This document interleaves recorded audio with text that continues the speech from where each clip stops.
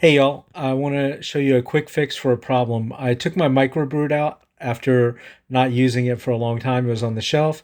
I plugged it in and you can see we got lights working. Everything was good, but there was no sound coming out of it. I got my headphones plugged in and I was like, man, what's going on? I did some research on the web and I found a fix. I just wanted to share it here so that you guys can know without having to do a lot of searching. What it turns out to be, it's the VCA switch. Um, it's in between its settings. So on mine, I just had to put it all the way up or, of course, all the way down. But basically, if it's in between the setting, one or the other, there won't be any sound.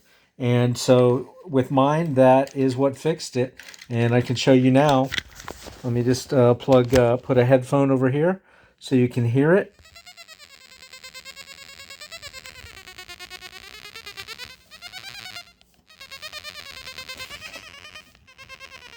Now I can start annoying my family.